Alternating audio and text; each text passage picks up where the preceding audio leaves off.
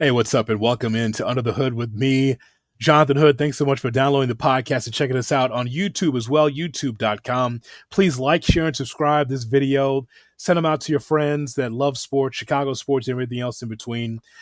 Thanks so much for your support, and for your support on the Kap J-Hood Morning Show. We're on weekday mornings between 6 and 9 on ESPN 1000 and also on the ESPN Chicago app, as we always have fun on the morning show. So no matter where you're watching this from or listening to us, make sure you check out the ESPN Chicago morning show, Kap and J-Hood. Always have a blast in that show every single morning. I stopped by here to not only thank you for checking out this video, but also I want to talk a little bit about sports and my enjoyment for sports. So no matter the gender, male or female, I love sports. And so that means I love watching the guys do what they do in basketball and baseball and football and hockey and all the other sports, but also I love the women and what they do as far as sports is concerned. I'm a fan of the WNBA, and I thought it was cool that Chicago got a WNBA franchise. It has not been run properly, but got a big problem with that. I think from a PR standpoint, the sky could be a lot better. They've regressed somehow. I saw one poll that they're the worst team in the WNBA as far as how it's run, but all good. I still enjoy that I was able to see a WNBA championship with one of my favorite players in all of basketball, man or woman, and Candace Parker, that she helped bring a WNBA championship to Chicago. So I thought that was really cool. But I do like women's basketball. And so when I see the growth of the WNBA, where it was to where it is now, all the acclaim to all the stars, including Caitlin Clark, who really set this thing on fire, because coming from college to the pros, she was the name in college. She comes to the pros, everyone's interested in the league. It's really unfortunate that she's not around to play in these playoffs. But no matter what her career is or what it's going to be, she's one of the linchpins to get this league eyeballs. And so now, because of her and her involvement in the league, now people are watching some of the other great stars of the WNBA. I would say that the boom of this league caught the WNBA off guard. It was just idling and just a nice niche sport, and they gotta, it's fine. And all of a sudden, they get a big TV deal because of the stars of WNBA, and now they are not sure exactly how to promote, how to find their way, as far as having their own night and all these kind of things. Like, I know sports can be really, really busy, but the WNBA's had a hard time trying to find their niche in some ways. But here's the thing. I think that can at some point work itself out. If people want to see a WNBA game on Ion TV or ESPN or some of the other outlets, CBS Sports, they could find it. But I think that more importantly, the issue with the WNBA is how it's run. There might be a lockout here, one, but number two, there's questions from a number of people about the state of the WNBA and how it's run. I've heard the women complain about the officials. Now, here's the thing. That's not new in sports. We've had coaches and players complain about the officials for a long, long time, but it seems like it's resonating louder and louder with WNBA players about what's going on with the officiating. And so there seems to be a disconnect with Kathy Engelbert, who is the commissioner of the WNBA, and other women about how the league is run. There is a TV deal that is in place, and a streaming deal that's in place for the WNBA, but obviously there is this hope that the women can be able to make more money. I know that a lot of this acclaim for the WNBA, the eyeballs are new, but when you're able to strike a deal, at some point the money gets larger. Now, it's not going to be at the same level as the men right away. But the point is, though, is that at some point the women are going to be able to say, okay, if we're getting this amount as far as attendance and this amount when it comes to the television deal, at some point I'm going to want mine. And again, who knows what that number is? Who knows where this goes? When it comes to negotiation, it's not necessarily about what you want, it's about how much you can negotiate for. Let's just be honest. That's for men and women's sports. But the women have been more louder through the press and talking on social media about how they feel like they're not getting their fair share. And I don't know what that number is. I'm not here to argue that. Of course, if you're in a union or if you are working, you always feel like you want to be able to make more. I feel like I want to make more. But so I'm no different than you at your job. You want to be able to make more so the women feel like they deserve to be able to make more as well. But Nafisa Collier, who is vice president of the Players Association of the WNBA and also a player for the Minnesota Lynx, uh, she did something that I've never seen in sports before, and that's just to take the legs out of a commissioner at a press conference. And Collier did this because she's one of the major voices in the WNBA. She said this because obviously there's some frustration. She had a grade 2 tear. That she tore 3 ligaments apparently in the last game that she played. So that injury sucks for her. But she just laid out how the officiating has just not been good in the WNBA. So I want to put into context what Collier is talking about.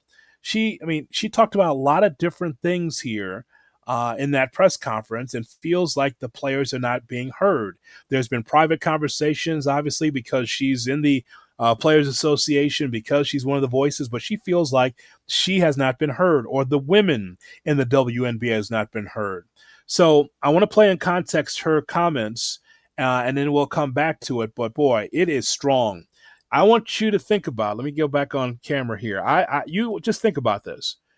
There have been plenty of players in the NFL, NBA, other sports that when a strike was looming or a lockout was looming, you didn't get the people that are representing the teams to really take the legs out and really go after a commissioner or the person that's on the other side of the negotiating table. Not like this. Nafisa Collier talking to the press, and she took a sledgehammer to the leadership of the WNBA. So first of all, I'd like to congratulate Mercury for advancing to the finals. And I want to be clear, this conversation is not about winning or losing. It's about something much bigger. The real threat to our league isn't money. It isn't ratings or even missed calls or even physical play. It's the lack of accountability from the league office. Since I've been in the league, you've heard the constant concerns about officiating, and it has now reached levels of inconsistency that plague our sport and undermine the integrity in which it operates. Whether the league cares about the health of the players is one thing, but to also not care about the product we put on the floor is truly self-sabotage. Year after year, the only thing that remains consistent is a lack of accountability from our leaders. Sorry, I had to walk here in my boot. I'm kind of out of breath. The league has a buzzword that they've rolled out as talking points for the CBA as to why they can't pay the players what we're worth. That word is sustainability. But what's truly unsustainable is keeping a good product on the floor while allowing officials to lose control of games. Fans see it every night. Coaches, both winning and losing, point it out every night in pregame and postgame media. Yet leadership just issues fines and looks the other way. They ignore the issues that everyone inside the game is begging to be fixed. That is negligence. At Unrivaled this past February, I sat across from Kathy and asked how she planned to address the officiating issues in our league.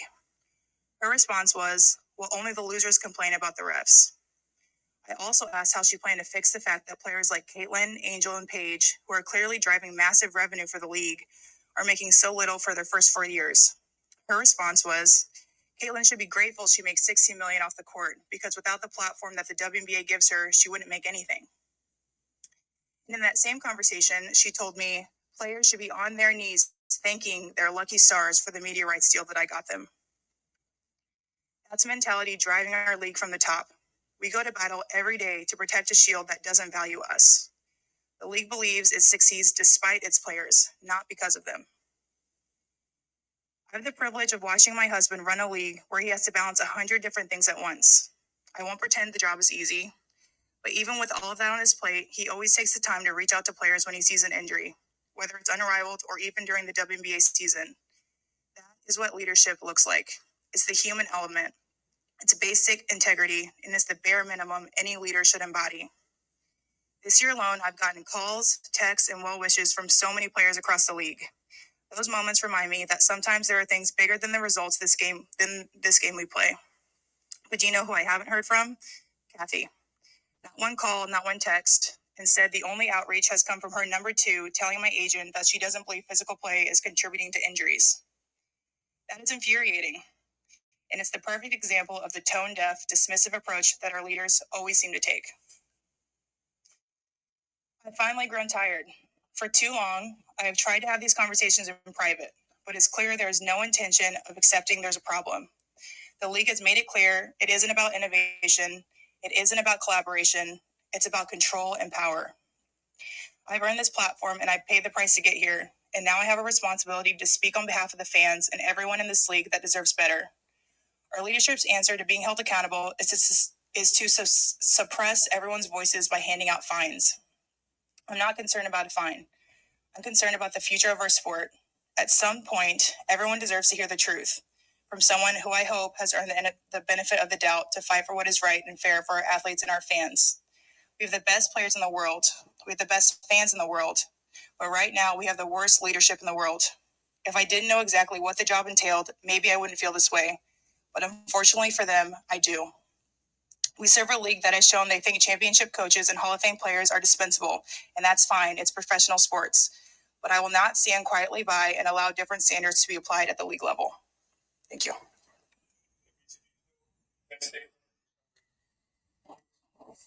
Yes. Again, I want to be clear.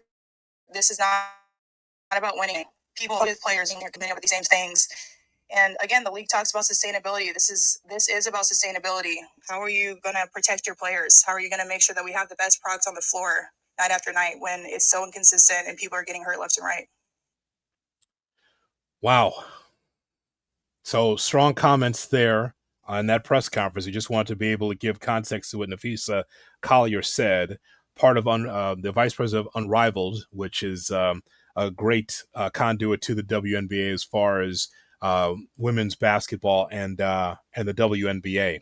There was a response from the Miss Engelbert, who is the commissioner of the WNBA. Let me read what she had to say.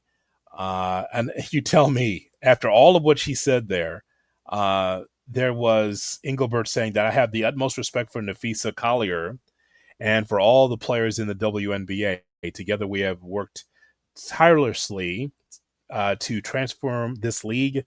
My focus remains on ensuring a bright future for the players of the WNBA, including collaborating on how we can continue to elevate the game. I am disheartened by how Nafisa characterized our conversation and league leadership. But even when our perspectives differ, my commitment to the players and to work with all of them will never waver. That is from the commissioner for the WNBA. There was a written statement there. I'm disheartened by how Nafisa characterized our conversation and league leadership. You know, clearly Engelbert thought she was taking the high road, but I mean, that was character assassination. If this is true, that's unbelievable. But I thought that the statement from Engelbert was kind of weak. I mean, I wonder what that relationship is like now because I have never heard an athlete take 6 minutes, I think about almost five, a little bit over 5 minutes to be able to express herself and represent the league. And I was reading through some of the social media. The players in the WNBA backed her 1,000% for what she was saying there, because I guess a lot of them feel the same way that Collier does.